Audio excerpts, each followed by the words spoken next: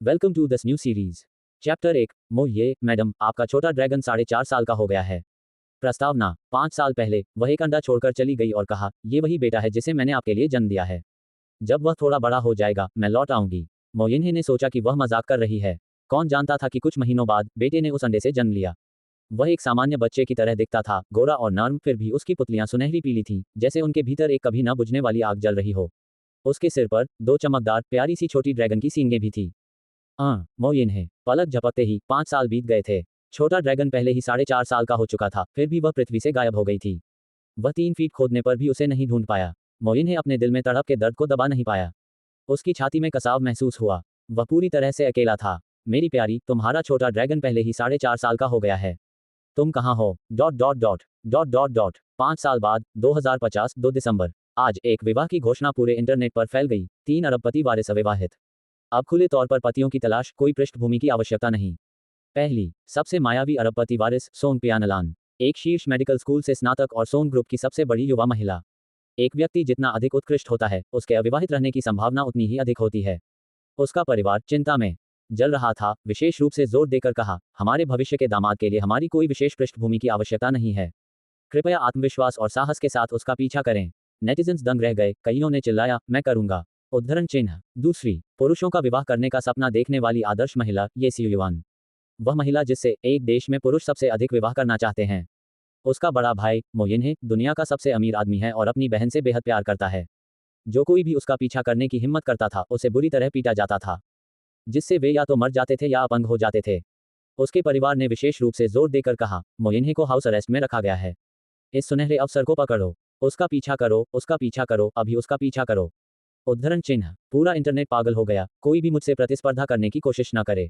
तीसरी, पृथ्वी पर अभी लौटी ऑफवर्ल्ड लड़की सी मिंगजिंग। उसकी मां को हत्या के लिए एक ऑफवर्ल्ड जेल में निर्वासित कर दिया गया था, ये जानकर कि वह उस समय पहले ही गर्भवती थी। ये युवा महिला प्रिजॉन स्टार पर पैदा हुई और पली बड़ी थी और उसे अभी पृथ्वी पर वापस लाया गया था। विशेष जोर, किसी बेथरोथल गिफ्ट की आवश्यकता नहीं। हम 1 अरब का दहेज भी देंगे। नेटिजन्स ने उपहास किया, धत। एक हत्यारे की बेटी जो खलनायकों से भरे प्रिजॉन स्टार पर पली बड़ी। वह 20 की है और उसने एलिमेंट्री स्कूल में भी पढ़ाई नहीं की है। उसके जैसी बेकार लड़की, मैं उसे 10 अरब देने पर भी नहीं लूंगा। वह बूढ़ी और अकेली मरने का इंतजार कर सकती है। डॉट डॉट डॉट सी मिंगजिंग, जो व्यापक इंटरनेट आलोचना का लक्ष्य थी, इस समय एक हॉस्पिटल के गलियारे की दीवार के सहारे काफी आराम से खड़ी थी। ऑनलाइन न हमलों ने उसकी आंखों में थोड़ी भी हलचल पैदा नहीं की। इसके बजाय एक छोटा लड़का, जो जेड कार्विंग की तरह नाजुक और प्यारा था, ने उसका पूरा ध्यान खींच लिया। जिसने उसे आश्चर्यचकित किया वह था, लड़के के सिर से 2 छोटी परिचित सींगें झांक रही थीं, जो छोटे छोटे मूंगों जैसी लग रही थीं, चमकदार और प्यारी। लेख। छोटी इना अगले ही पल छोटे साथी ने तुरंत अपनी टोपी नीचे खींच ली, अपने छोटे सिर को छिपा लिया और सींगें तुरंत गायब हो गईं। खैर, अब मुझे पृथ्वी पर आए हुए केवल 3 दिन हुए हैं और मैं पहले ही अपने जैसी एक प्रजाति से मिल चुकी हूँ। हालांकि बच्चे की हड्डी टूटी हुई थी और वह दर्द से कांप रहा था। फिर भी उसने अपने छोटे से दांतों को कसकर भींच रखा था, एक आवाज भी नहीं निकाल रहा था, जैसे कि चिल्लाने से वह एक काया बन जाएगा। उसे पकड़े हुई बूढ़ी महिला फोन पर थी, उसकी आंखों से आंसू बह रहे थे। ये गंभीर कैसे नहीं हो सकता? डॉक्टर कहते हैं कि यह एक type IIC open tibial fracture है, जो सभी ओपन फ्रैक्चर में सबसे गंभीर है। एम्पुटेशन आवश्यक उपचार है। बूढ़ी महिला की भावनाएं उस पर हावी हो गईं और वह रो पड़ी। पर दादी, अच्छी बनो, रो मत। मैं बिल्कुल भी डरा हुआ नहीं हूँ। सच में, अगर मैं झूठ बोल रहा हूँ तो मुझे कभी पत्नी न मिले। छोटा साथी स्पष्ट रूप से असहनीय दर्द में था, लेकिन एक बहादुर चेहरा बनाए रखा, एक शांत छोटी सी मुस्कान के लिए मजबूर हुआ। उसने बूढ़ी महिला के आंसू पोंछने के लिए अपना गोलमटोल छोटा हाथ उठाया, एक ऐसा दृश्य जो किस बड़ी ई भी दिल को पिघला देगा। दर्द कैसे नहीं होगा? बूढ़ी महिला के आंसू नहीं रुके। और इतनी कम उम्र में तुम्हें पत्नी ढूंढने के बारे में सोचना किसने सिखाया? दर्द से लड़के के माथे पर ठंडा पसीना जमा हो गया था, फिर भी उसने एक हास्यास्पद रूप से घमंडी, बहादुर मुद्रा अपनाई। चाची ने कहा था कि जो पुरुष पत्नी नहीं ढूंढ पाते, वे असली पुरुष नहीं होते। डैड असली पुरुष नहीं है, लेकिन मैं बिल्कुल उनके बुरे उदाहरण का पालन नहीं कर सकता। पुफ। सी मिंगजिंग ने मिनरल वाटर की एक बोतल खोली और अभी एक घूंट लिया ही था कि उसे बाहर थूक दिया। ये बच्चा, क्या वह मुझे हंसी से मारना चाहता है? अगर उसके डैड को पत्नी नहीं मिली तो वह कहां से आया? हालांकि सी मिंगजिंग ने लड़के के पैर पर नजर डाली, जो एक स्टीम्ड बन की तरह सूजा हुआ था। एक type IIC open tibial fracture वास्तव में बेहद खतरनाक है। यदि तुरंत इलाज न किया जाए तो ये जानलेवा हो सकता है। लेकिन इसके लिए एम्पुटेशन की आवश्यकता नहीं होनी चाहिए, है ना? क्या पृथ्वी की मेडिकल स्किल वास्तव में इतनी खराब है? जरूर नहीं। बूढ़ी महिला अभी भी फोन पर थी। मेरे प्यारे, अभी ऐसा लगता है कि केवल बूढ़े मास्टर सोंग ही बच्चे के पैर को बचा सकते हैं। वह पारंपरिक चीनी मेडिसिन के मास्टर और हड्डी जोड़ने में एक विशेष गया हैं, लेकिन बूढ़े मास्टर सोंग ने कहा कि जब तक हमारा पोता मोइन्हे उनकी पोती सोंग प्यानलान से शादी नहीं करता, तब तक चर्चा करने के लिए कुछ भी नहीं है। सी मिंगजिंग की फीनिक्स आंखें थोड़ी सनकरी हो गईं। क्या ये किसी के दुर्भाग्य का खुलेआम शोषण नहीं है? उसके होठों पर एक मुस्कान थी और उसने एक चतुर अंदाज में अपनी ठोड़ी को सहलाया। घबराओ मत, बस मुझे इसे रोकते हुए देखो। कुछ और जानना चाहते हैं? अध्याय 2 सी मिंगजिंग, सही समय आने पर वार करो। बुढ़िया सचमुच चिड़चिड़ी हो गई थी। कुछ बातें बच्चों के सुनने लायक नहीं थी, इसलिए उन्होंने अपने परपोते को गलियारे एक कुर्सी पर बैठाया और अपनी झुंझलाहट को दबाते हुए अकेले ही परामर्श कक्ष में प्रवेश किया। जैसे ही बुढ़िया गई, सी मिंगजिंग उस छोटे लड़के की ओर बढ़ गईं। बच्चे ने अपनी चोटिल टांग को पकड़ रखा था, जैसे कोई बेचारा छोटा जानवर। अपनी परदादी को दूर जाते देख वह और मजबूत नहीं रह पाया। जिन आंसुओं को उसने इतनी मुश्किल से रोक रखा था, वे भर आए। लेकिन वह बहुत धीरे धीरे रो रहा था, जाहिर है वह नहीं चाहता था कि उसकी परदादी उसे सुने। जैसे ही अनचाहे आंसू गिरने लगे, उसने तुरंत अपने छोटे हाथ के पीछे से उन्हें पोंछ लिया। सी मिंगजिंग के दिल में अचानक एक अजीब सा दर्द हुआ। अरे छोटे, तुम्हें तो एक मजबूत आदमी होना चाहिए, है ना? तुम रो क्यों रहे हो? ये छोटा मालिक रो नहीं रहा है। अगर बच्चे को रोना है तो रोने दो, मजबूत होने का नाटक क्यों करना? उद्धरण चिन्ह। छोटे लड़के ने जल्दी से परामर्श कक्ष की ओर देखा, ये सुनिश्चित करते हुए कि बुढ़िया ने उसे रोते हुए नहीं देखा है। उसने चिड़चिड़ेपन में अपनी छोटी टोपी को कसकर खींचा। तुम क्या जानो, ये छोटा मालिक परदादी को परेशान नहीं करना चाहता। उनकी सेहत ठीक नहीं है। इसके अलावा अगर वह बहुत ज्यादा रोया तो क्या होगा? अगर परदादी यह सहन नहीं कर पाई और पापा की खुशी की कुर्बानी देने का फैसला कर लिया तो ये छोटा मालिक निश्चित रूप से पापा की कमजोर कड़ी नहीं बन सकता।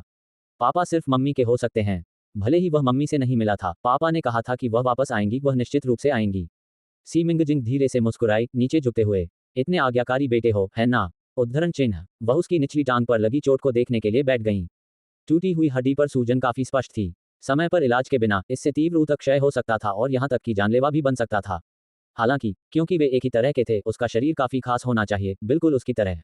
जब तक हड्डी को सही से बैठाया गया, टूटी हुई हड्डी कुछ ही सेकंड में आंखों से दिखने वाली गति से ठीक हो जाएगी, है ना? बहुत सोचने के बाद सी मिंगजिंग ने उस स्पष्ट रूप से सूजे हुए हिस्से को छुआ।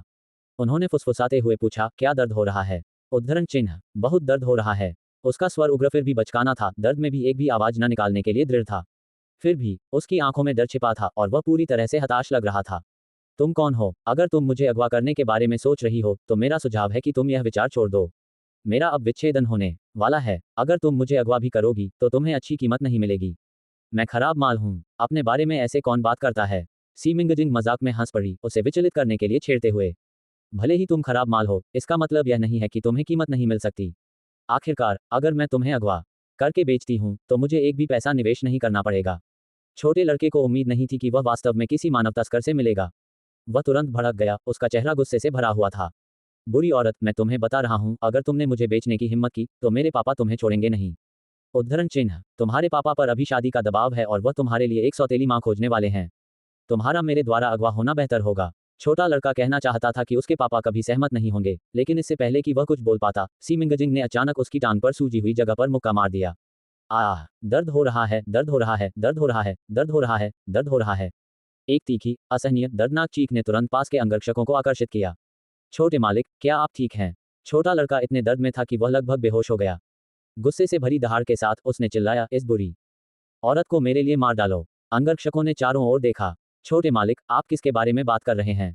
वह बुरी औरत यही थी। छोटा लड़का गुस्से में सी मिंगजिंग की ओर इशारा करने की कोशिश कर रहा था, लेकिन जब उसने ऊपर देखा तो वह बुरी औरत गायब हो चुकी थी। वह कहाँ गई? एक अहंकारी उछाल के साथ छोटा लड़का आगे पीछे घूम रहा था, उस बुरी औरत को ढूंढने और उसे टुकड़े टुकड़े करने के लिए दृढ़ था। छोटे मालिक, आपकी टांग।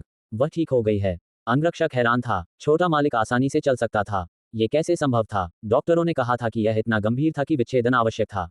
क्या वह भ्रम में था? छोटा लड़का भी अपनी टांग की ओर देख रहा था। सूजी हुई जगह कहाँ गई? हाँ, इस छोटे मालिक को अब दर्द नहीं हो रहा है। क्या मैं ठीक हो गया? इसकी पुष्टि करने के लिए छोटे लड़के ने अपनी टोपी उतार दी। एक पॉप पॉप के साथ उसने अपने प्यारे मूंगा सींगों को मजबूती से अपने सिर में वापस धकेला और तुरंत ही चमचमाते मूंगा सींग गायब हो गए। छोटा लड़का उत्साह से कूद रहा था। जब भी वह बीमार होता था, वह अपने छोटे ड्रैगन सींगों को छिपा नहीं पाता था, लेकिन अब उन्हें छिपाना कितना आसान था। हाँ, तो एक बच्चे को ठीक करने के लिए बस एक अच्छी पिटाई ही काफी है ना? अध्याय 3 छोटा ड्रैगन बच्चा, वह मेरी औरत है। परामर्श कक्ष में बुजुर्ग महिला अभी भी इस बात से अनजान थी कि उनका परपोता ठीक हो गया था और उस पल वह लगभग निराश हो चुकी थी। क्या सच में कोई और तरीका नहीं है? मिस्टर सॉन्ग ने क्यों कहा था कि वह उसे ठीक कर सकते हैं? कहते हैं कि 3 मोची मिलकर भी झूगे लियांग से बेहतर होते हैं, फिर भी आप, 1 दर्जन से अधिक शीर्ष डॉक्टर, विच्छेदन के अलावा और कुछ नहीं सोच सकते। ये तो बस एक हड्डी टूटना है, एक हड्डी टूटना। उद्धरण चिन्ह। बुजुर्ग महिला के सवालों का सामना करते हुए उपस्थित चिकित्सक और विशेषज्ञ लाचार थे, उनके पास कोई शब्द नहीं था। उपस्थित चिकित्सक शियान चेन ने कहा, नहीं तो मैडम, आप मिस्टर सॉन्ग से ही क्यों नहीं कहते कि वह कार्रवाई करें। उद्धरण चिन्ह। वास्तव में शियान चेन भी बच्चे के अंक का विच्छेदन नहीं करना चाहते थे, खासकर क्योंकि बच्चा कोई साधारण व्यक्ति नहीं था। भविष्य में उसके लिए एक शाही उत्तराधिकार इंतजार कर रहा था। अगर वे विच्छेदन करते तो वे बच्चे के पिता के भयानक क्रोध को सहन नहीं कर पाते। बुजुर्ग महिला ऐसा क्यों नहीं चाहती थी, लेकिन दूसरा पक्ष स्थिति का फायदा उठाना चाहता था। उसी पल एक युवा कोमल आवाज दूर से आई। वह छोटा बच्चा एक बवंडर की तरह बाहर से परामर्श कक्ष में घुस गया। परदादी, ये छोटा मालिक बिल्कुल ठीक हो गया है। इस छोटे मालिक को अब दर्द नहीं हो रहा। हा, मेरे छोटे खजाने, क्या तुम सच में ठीक हो गए हो। अपने परपोते को जीवित और ठीक ठाक उछलते कूदते देखकर बुजुर्ग महिला को अपनी आंखों पर विश्वास नहीं हुआ। वो लगभग सदमे में थी। परदादी, इस छोटे मालिक को अब बिल्कुल दर्द नहीं हो रहा। उस बुरी औरत ने मुझे ठीक कर दिया। पापा सही थे, एक बच्चे को थप्पड़ मारने से वह ठीक हो जाता है। वह छोटा लड़का अपने आप में काफी मगन था। बुजुर्ग महिला खुशी के आंसू रोई। पीछे आए अंगरक्षक से पूछा, क्या हुआ, मेरे छोटे खजाने को किसने ठीक किया। अंगरक्षक ने सिर हिलाया और कहा, मैडम, छोटे मालिक का सामना किसी हड्डी जोड़ने वाले विशेषज्ञ से हुआ होगा। हमने उस व्यक्ति को नहीं देखा। छोटे मालिक को ठीक करने के बाद वह चली गई। विवरण के अनुसार वह एक युवती थी। यह सोंग पियानलान हो सकती है। एक कंट्री में पारंपरिक चिकित्सा की पहले से ही घटती कला में कुशल बहुत कम विशेषज्ञ थे। मिस्टर सॉन्ग की पोती सोंग पियानलान के अलावा और कौन हो सकता था। फिर भी छोटे लड़के ने गुनगुनाया, वह नहीं थी। उद्धरण चिन्ह। हैरान और उत्सुक होकर उपस्थित चिकित्सक शियान चेन ने पूछा, अगर वह नहीं थी तो वह कैसे ठीक हुआ। छोटे लड़के ने शरारत से शेखी बघारी, अपनी छोटी मुट्ठी कसी और अपनी टांग की टूटी हुई हड्डी की ओर उस बुरी औरत की कार्रवाई की नकल की। बस ऐसे ही, उसने मुझे जोर से मारा। पापा सही थे, एक बच्चे को मजबूत बनने के लिए थप्पड़ मारने की जरूरत होती है। शियान चेन। विशेषज्ञ, क्या ये सच में इतना आसान है। उन्होंने दशकों तक कड़ी मेहनत की, सिर्फ इसलिए कि किसी और की मुट्ठी से हार जाएं। शियान चेन और विशेषज्ञ सभी स्तब्ध थे। अगर यह सॉन्ग परिवार का कोई नहीं था जिसने कार्रवाई की, तो वे मारे जाने पर भी विश्वास नहीं करेंगे। बुजुर्ग महिला को भी विश्वास नहीं हुआ, लेकिन छोटे लड़के ने अपना फोन निकाला, उस पर मैचमेकिंग समाचार की ओर इशारा करते हुए और सी मिंगजिन को दिखाते हुए, जिसकी पूरे इंटरनेट पर आलोचना हो रही थी। परदादी, वह ही थी। शियान चेन ने फोन छीन लिया। फोटो में मौजूद लड़की को देखते हुए, जिसकी ऑनलाइन कड़ी आलोचना हो रही थी, उसे बस विश्वास नहीं हुआ। छोटे मालिक, आप मजाक कर रहे होंगे, है ना। जहां तक मुझे पता है, ये सी मिंगजिंग अभी अभी जेल स्टार से आई है। क्या आप जानते हैं कि जेल स्टार किस तरह की जगह है। ये वह जगह है जहां पृथ्वी पर मौत की सजा पाई लोगों को खुद के लिए जूझने और बाहरी दुनिया में जीवित रहने के लिए अग्रदूत और गिनीपिग बनने के लिए भेजा जाता है। उनके पास बुनियादी क्लिनिक भी नहीं है, अस्पताल तो दूर की बात है। उसने ऐसे उल्लेखनीय पारंपरिक चिकित्सा कौशल कहां सीखे होंगे। क्या आप निश्चित हैं कि आपने गलती नहीं की। छोटा लड़का निश्चित था, वह इस छोटे मालिक की औरत बनने वाली है। ये छोटा मालिक अपनी खुद की औरत को कैसे गलती से पहचान सकता है। चौंक कर शियान चेन ने पूछा, वह तुम्हारी औरत कैसे बनी। उद्धरण चिन्ह। छोटे लड़के ने घमंड से मुस्कुराया, चून की जान बचाने के बदले में खुद को गिरवी रखना पड़ता है। बेशक इस छोटे मालिक को एहसान का कोई भी कर्ज चुकाना होगा। अध्याय 4, छोटा ड्रैगन। पापा, आपकी बहू आने वाली है। बुजुर्ग महिला ने छोटे लड़के के बालों को सहलाने के लिए हाथ बढ़ाया, बार बार पुष्टि करते हुए, छोटे खजाने, एक बार और ध्यान से देखो। क्या तुम पक्का हो कि यह मैचमेकिंग समाचार में पहली महिला सोंग पियानलान नहीं है। उद्धरण चिन्ह। छोटे बच्चे ने बार बार पुष्टि की, उसका चेहरा गंभीर और कठोर था। परदादी, छोटे मालिक की पहले से ही अपनी औरत है। अब से केवल मेरी औरत ही मेरे सिर को छू सकती है। छोटे मालिक को अब से उसके लिए अपनी पवित्रता बनाए रखनी होगी। इसका मतलब था कि भले ही बुजुर्ग महिला उसकी परदादी थी, उसे भविष्य में एक सम्मानजनक दूरी बनाए रखनी होगी। पापा ने कहा था कि एक आदमी को अपनी औरत के लिए अपनी पवित्रता बनाए रखनी चाहिए, वरना वह किस तरह का आदमी है। बुजुर्ग महिला अपनी हंसी नहीं रोक पाई। ऐसी बकवास मत करो, तुम अभी इतने छोटे हो, तुम उसके आदमी कैसे हो सकते हो। हालांकि अगर यह सच में सोंग पियानलान नहीं थी और उन्हें सोंग परिवार द्वारा शोषण नहीं किया जाएगा, तो ये सचमुच बहुत अच्छा होगा। बुजुर्ग महिला अपनी झुंझलाहट को बाहर निकालना चाहती थी। छोटे लड़के ने आत्मविश्वास से पलटवार किया, चाची अक्सर कहती हैं कि उनका बॉयफ्रेंड अभी भी किंडरगार्टन में है और मैं भी किंडरगार्टन में हूँ।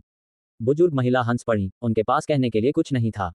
ये छोटा बदमाश। उसी पल बुजुर्ग महिला की जेब में फोन बजने लगा। छोटे बच्चे ने तुरंत फोन छीन लिया, चौंकाने वाली बात कहते हुए, पापा, भले ही आपकी कोई पत्नी नहीं है, आपकी बहू आने वाली है। फिर छोटे बच्चे ने निर्णायक रूप से मैचमेकिंग समाचार से नंबर डायल किया। छोटा मालिक उससे शादी करने जा रहा है, उन नेटिजन्स को सीधे मुंह पर थप्पड़ मारेगा और उसे दुनिया की सबसे खुशहाल औरत बनाएगा। इसी बीच सी मिंगजिंग, जिसने सफलतापूर्वक सोन परिवार के सामाजिक सीढ़ी चढ़ने के सपने को रोका और तोड़ा, अस्पताल से निकल गईं। वह भी अभी सुनिवास पर लौटी थी जब वह लिविंग रूम में कदम रख पाती, उससे पहले ही उन्होंने बूढ़े सू की गुस्से भरी बुलंद आवाज सुनी, तुम 3 बदमाश। मैंने तुम्हें मिंगजिंग से शादी करने के लिए कहा था, लेकिन तुम लोगों ने उसके लिए मैचमेकिंग विज्ञापन डाल दिया। देखो वे ऑनलाइन क्या कह रहे हैं, उसे अकेलेपन का जीवन जीने के लिए कोस रहे हैं, उसे पूरे इंटरनेट का मजाक बना रहे हैं। सू परिवार के तीनों छोटे मालिक असाधारण रूप से प्रतिभाशाली थे। फिर भी उन्हें सी मिंगजिंग बिल्कुल घृणित लगती थी। मैचमेकिंग विज्ञापन का विचार सू चेंग, सू परिवार के तीसरे छोटे मालिक का था। उसका इरादा सी मिंगजिंग को एक स्पष्ट संदेश भेजने का था, अपनी जगह जानो। किसी ऐसे व्यक्ति की लालसा करने के बारे में सोचना भी मत जिसके तुम लायक नहीं हो। सू चेंग ने व्यंग्यात्मक रूप से उपहास किया, दादाजी आपने खुद देखा, एक अरब युवान के प्रस्ताव के साथ भी कोई उससे शादी करने को तैयार नहीं है। क्या आप अभी भी अपने ही पोतों को उस नर्क में धकेलने की कोशिश कर रहे हैं? वैसे भी मैं उस बेकार औरत से शादी करने के बजाय मरना पसंद करूंगा। सू परिवार के दूसरे छोटे मालिक ने भी अपनी स्थिति बताई, अभिमानी और जिद्दी, बूढ़े मालिक, अगर आप मुझ पर उससे शादी करने के लिए जोर देते हैं तो मुझे उसके स्नेह को पैरों तले रौंदने और उसे गंदगी में पीसने के लिए दोष मत देना, उसके पर यार को धूल में मिलाना जब तक कि वह कुछ भी न रहे। सू परिवार के सबसे बड़े छोटे मालिक ने अपने दो छोटे भाइयों पर एक नजर डाली। काफी निर्दयी, उसने सोचा। वह शांत और आरक्षित था, कम बोलने वाला आदमी। मैं उसका भाई बन सकता हूं, लेकिन उसका पति सपना देखते रहो तुम। बूढ़े सू गुस्से में गरजे। अगर मिंगजिंग के नाना ने उन मुश्किल समय में उनकी मदद नहीं की होती तो क्या सू परिवार अपनी वर्तमान समृद्धि और प्रतिष्ठा का आनंद लेता? अब मिंगजिंग एकमात्र बची हुई रक्त संबंधी है। उसने कोई अपराध नहीं किया, फिर भी उसका जन्म और पालन पोषण जेल स्टार पर हुआ। पृथ्वी पर वापस लाए जाने के बाद भी वह अकेली और गरीब है। सोंग परिवार ने उसकी अरबों की विरासत छीन ली और अब उसके पास एक घर है जहां वह वापस नहीं जा सकती। अगर वह उसकी रक्षा नहीं करेंगे तो कौन करेगा? बूढ़े सू दृढ़ थे। मैं तुम्हें बता देता हूं, तुम तीनों में से किसी एक को उससे शादी करनी होगी और सू परिवार को उसका अभयारण्य बनाना होगा, वरना तुम सब इस घर से बाहर निकल सकते हो बेदखल और गरीब होकर। सू चेंग को विश्वास नहीं हुआ। दादाजी, क्या हम सच में आपके जैविक पोते हैं? बूढ़े सू ने फुफकारा, ठीक है, मैंने तुम्हें जन्म नहीं दिया, लेकिन मिंगजिंग को सू परिवार की पोती बहू बनना होगा। चैप्टर 5, धमाका। क्या मो यिन्हे सी मिंगजिंग से शादी करेंगे? सी मिंगजिंग ठिठक गई। उसे समझ नहीं आ रहा था कि वह कमरे में जाए या नहीं। वह जानती थी कि दादाजी सू सच में उसकी परवाह करते हैं, वरना वह उसे वापस पृथ्वी पर लाने के लिए इतना पैसा खर्च नहीं करते। लेकिन सिर्फ उसे एक सुरक्षित जगह देने के लिए अपने पोते को उससे शादी करने के लिए मजबूर करना वाकई अनावश्यक था। जब वह प्रिजन स्टार पर इतनी आत्मविश्वास के साथ चल सकती थी, जहां हर कोई एक अपराधी था, तो उसके लिए यह पृथ्वी क्या थी? जहां तक सोंग परिवार द्वारा हड़पी गई अरबों की संपत्ति की बात है, हाँ, अब जब मैं लौट आई हूं तो सोंग परिवार के अच्छे दिन गिने चुने हैं। इस छीनी हुई संपत्ति को सिर्फ एक स्वागत उपहार समझो। सोंग परिवार की बात करें तो उनकी कहानी एक घोंसले में कोयल के अंडे जैसी थी। उसकी माँ कभी भी शहर के सबसे अमीर आदमी की उत्तराधिकारी थी। ये भी उसकी माँ की ही गलती थी कि वह इंसानों को पहचानने में कच्ची थी। सोंग टेंगफेई, जो एक गरीब घर जमाई था, ने शादी के कुछ ही सालों बाद अपनी पत्नी को धोखा दिया। उसकी माँ इतनी नाराज थी कि वह तलाक लेकर सोंग टेंगफेई को घर से बाहर निकालना चाहती थी। लेकिन तलाक से ठीक एक दिन पहले उस पर एक हत्या का आरोप लगा दिया गया, जिसे साबित करना भी आसान था। उसके दादाजी को ये जानकर सदमा लगा और उन्हें दिल का दौरा पड़ा, जिससे उनकी मौत हो गई और सारी पारिवारिक संपत्ति सोंग टेंगफेई के हाथों में चली गई। अब सी ग्रुप का नाम बदलकर सोंग ग्रुप हो गया था और सोंग टेंगफेई एक बेसहारा घर जमाई से फॉर्च्यून 500 कंपनी का मालिक बन गया था। जब एक आदमी फलता फूलता है तो उसके पालतू जानवर भी आसमान में पहुंच जाते हैं। सोंग टेंगफेई की बहन सोंग पियानलान एक गांव की लड़की से एक अमीर परिवार की महिला बन गई। उसके दादा सोंग डेजोंग, जो एक गुमनाम पारंपरिक चीनी डॉक्टर थे, वह अब संभ्रांत लोगों के बीच एक जाने माने डॉक्टर बन गए। सोंग टेंगफेई के छोटी इता सोंग बाओचांग, जो पहले एक किसान थे, अब शहर में मछली पकड़ने और गोल्फ खेलने में दिन बिताते थे। उनकी माँ यांग मेहुआ, जो कभी एक फैक्ट्री में काम करती थी, अब अमीर महफिलों में एक प्रतिष्ठित महिला बन गई थी। वाकई सोंग टेंगफेई के बाद उसका पूरा परिवार पांचों के पांचों नामी हो गए थे। सोंग पियानलान सी मिंगजिंग की माँ की नंद थी। सी मिंगजिंग की माँ ने सोंग पियानलान को अपनी सगी बहन की तरह माना था। फिर भी कोर्ट में ये सोंग पियानलान ही थी जिसने सी मिंगजिंग की माँ को हत्यारा बताया। बूढ़े दादाजी सू अब भी आहें भरते हुए कहते, सोंग परिवार के सदस्य सब भेड़ियों और बाघों की तरह हैं। माँ छोटी गजिंग एक मासूम छोटी खरगोश, वह सू परिवार की सुरक्षा के बिना उनसे कैसे लड़ सकती है और अपनी सही संपत्ति कैसे वापस पा सकती है? सू चेंग को परवाह नहीं थी। अगर आप उसकी रक्षा करना चाहते हैं तो आप उसे अपनी पोती के रूप में गोद क्यों नहीं ले लेते? हम दोनों को शादी के लिए क्यों मजबूर कर रहे हैं? कौन एक ऐसी महिला को चाहेगा जिसके पास न कोई डिग्री है और न कोई टैलेंट? सू चेंग ऐसी महिलाओं से नफरत करता था, वह जिनकी अपनी कोई काबिलियत नहीं होती और जो दूसरों पर निर्भर होकर सामाजिक सीढ़ी चढ़ना चाहती हैं। वह कहता, ये 2050 है, महिलाओं को मजबूत और आत्मनिर्भर होना चाहिए। उसे यकीन था कि कोई भी समझदार आदमी ऐसी महिला से शादी नहीं करेगा। लेकिन उसी पल पूरे नेटवर्क पर एक ब्रेकिंग न्यूज़ फैल गई। धमाका, एक्सक्लूसिव खबर। अभी अभी एक टॉप टियर अमीर और हैंडसम आदमी ने टेलीविजन पर सी मिंगजिंग से शादी का प्रस्ताव रखा है।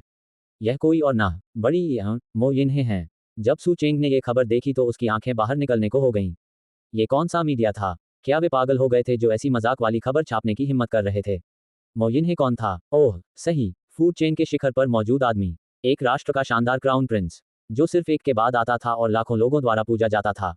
संभ्रांत परिवारों की अनगिनत बेटियां उससे शादी करने के लिए रोती और भीख मांगती थी, फिर भी कोई भी उस पर उसकी नजर भी नहीं डाल पाती थी। क्या इतनी शक्तिशाली हस्ती सच में मिंगजिंग से शादी कर सकती थी? सू चेंग को ये बिल्कुल भी यकीन नहीं था, और न ही नेटिजन्स को। माइक्रोब्लॉग्स पर टिप्पणियों की बाढ़ आ गई थी। नेटिजन यह असंभव है, ऐसा हो ही नहीं सकता, ये झूठी खबर है, मैंने रिपोर्ट कर दिया है। उद्धरण चिन्ह। नेटिजन बी, हाँ, ऐसा मजाक करने की हिम्मत। मोयिन्हे को तो उंगली भी नहीं उठानी पड़ेगी, उसका अपना छोटा राजकुमार ही सी मिंगजिन को तबाह कर सकता है। नेटिजन सी, सही बात है। कितनी ही संभ्रांत युवतियों ने मोयिन्हे के करीब जाने की कोशिश की है, लेकिन उसके लिटिल डेमन किंग ने उन्हें उसका चेहरा देखने से पहले ही मिटा दिया है। नेटिजन्स गुस्से में थे, उन्होंने लिटिल डेमन किंग के सोशल मीडिया अकाउंट, जिसके 30 करोड़ फॉलोअर्स थे, पर टिप्पणियों की झड़ी लगा दी, ये देखने के लिए कि लिटिल डेमन किंग गुस्से में आएगा और इस होने वाली सौतेली माँ को सबक सिखाएगा। अप्रत्याशित रूप से 2 मिनट बाद लिटिल डेमन किंग ने लगातार 3 माइक्रोब्लॉग पोस्ट किए। गुस्सैल लिटिल डेमन किंग ऑनलाइन था, जो नेटिजन्स के साथ भिड़ने के लिए तैयार था। आह, छोटे लाडले, बड़ी मुसीबत। एक औरत तुम्हारे घर में आने वाली है, तुम क्या करने वाले हो? लिटिल डेमन किंग ने उपहास के साथ जवाब दिया, क्या मैं तुम्हारे घर का चावल खा रहा हूँ? शुक्रिया।